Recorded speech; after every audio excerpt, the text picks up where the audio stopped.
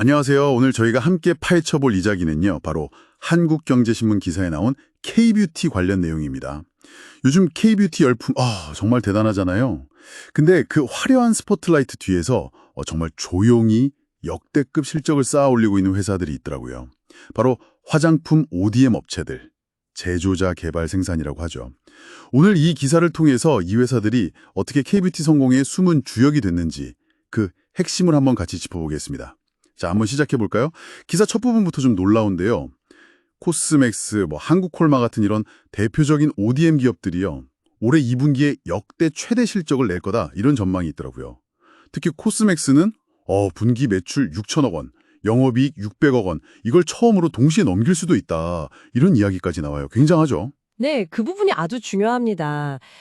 이게 그냥 단순 제조업체가 아니거든요. 제품 기획부터 시작해서 개발, 생산까지 다 책임지는, 뭐랄까, K뷰티의 핵심 브레인이자 생산 기지인 셈이죠. 그래서 이 회사들 실적을 보면요, K뷰티 산업 전체가 얼마나 지금 잘 나가고 있는지, 그 온도를 좀 알 수 있어요. 게다가 이 회사들이 글로벌 ODM 시장에서도 1, 2위를 다투는 수준이니까요. 그 의미가 진짜 크다고 봐야죠. 그냥 만드는 게 아니라 기획부터 다 하는 거군요. 그럼 이 엄청난 실적, 그 배경에는 뭐가 있을까요? 기사에서는 역시 수출을 가장 큰 이유로 꼽는 것 같은데요. 특히 요즘 인디 브랜드라고 하잖아요. 그 중소뷰티 브랜드들. 이 브랜드들이 해외에서 인기를 끌면서 이들에게 제품을 만들어주는 ODM 업체들이 그 덕을 톡톡히 보고 있다. 이런 분석이네요. 실제 데이터는 좀 어떤가요? 네, 기사에 나온 수치를 보면 그 흐름이 아주 명확해요. 예를 들어서 7월 초 열흘간만 봐도요. 화장품 수출액 잠정치가 작년 같은 기간보다 거의 20% 가까이 늘었어요. 금액으로는 한 4,115억 원 정도? 근데 더 중요한 건요. 이게 단순히 양만 드러난 게 아니라는 점이에요. 예전처럼 특정 시장에만 의존하는 게 아니라 유럽, 중동 이렇게 시장이 다변화되고 있다는 거죠. 이게 질적인 변화예요. 유럽 쪽 수출은 무려 70%가 늘었고 중동도 한 40% 넘게 증가했어요. 특히 영국, 폴란드 같이 유럽 국가 수출액은 월 1억 달러를 계속 넘기고 있다는데 솔직히 이거 몇 년 전만 해도 좀 상상하기 어려웠던 수치거든요. 이런 변화의 중심에 바로 이 ODM 기업들의 발빠른 대응, 현지화 전략 이런 것들이 있는 거죠. 와, 유럽 수출이 70%요? 이건 진짜 놀라운데요.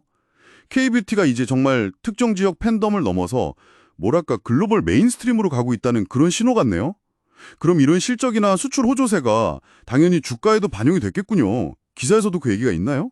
그럼요. 기사 보니까 한국콜마랑 코스맥스 주가가 올해 들어서만 거의 2배 가까이 뛰었다고 하더라고요. 그렇죠. 실적 기대감이 그대로 주가에 나타난 거죠.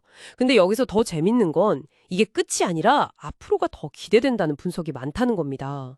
그러니까 이게 반짝 실적이 아니라 앞으로도 계속 성장할 거다 이런 이야기군요. 해외 시장 다변화나 인디 브랜드 공략 같은 전략이 제대로 먹혔다 이렇게 봐도 될까요? 기사에서는 어떤 이유들을 더 들고 있나요? 네, 기사가 정확히 그 전개를 짚고 있습니다.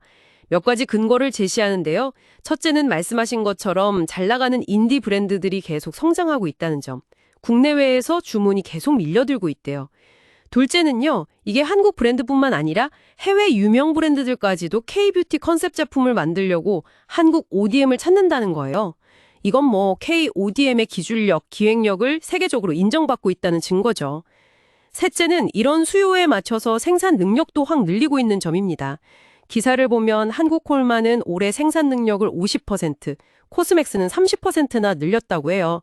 그리고 코스맥스는 인도네시아, 한국콜마는 미국, 이렇게 해외 거점도 강화하고 있고요. 현지 공략이죠.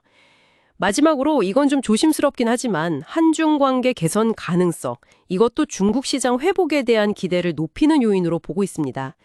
이런 여러 이유들 때문에 증권사들도 목표 주가를 계속 올리고 있는 거고요. 유진투자증권이 코스맥스 목표 주가를 33만 원으로 올린 게 그 예시죠. 들어보니까 정말 탄탄하네요. 자, 그럼 정리를 좀 해볼까요? 오늘 저희가 살펴본 한국경제 기사는 결국 K뷰티의 눈부신 성공 뒤에는 반짝이는 브랜드만 있는 게 아니라 아주 튼튼한 제조 기반, 바로 이 ODM 업체들이 있다는 걸 명확하게 보여주는 것 같아요. 특히 그 다변화된 수출 실적, 그리고 인디 브랜드의 성장이 이 기록적인 호황을 이끌고 있다는 점이 핵심인 것 같고요. 그래서 이게 뭘 의미할까요? 결국 K뷰티라는 생태계 자체가 한 단계 더 경쟁력을 갖추게 됐다. 이런 뜻 아닐까요? 맞습니다. 기사를 통해 우리가 얻을 수 있는 아주 중요한 통찰이죠. 여기서 한 걸음 더 나아가서 생각해 볼 점은 이거 같아요. 이렇게 한국 ODM 기업들이 계속 글로벌 생산 기지를 늘리고 세계 시장에서 영향력을 튀어나가잖아요. 그럼 앞으로 K-뷰티 트렌드를 만들어 가거나 뭐랄까 글로벌 뷰티 산업 내에서 이들의 역할이나 위상이 또 어떻게 달라질까? 이들의 성장이 단순히 실적 개선을 넘어서 앞으로 또 어떤 새로운 변화를 가져올지 이 부분을 계속 주목해서 지켜볼 필요가 있겠습니다.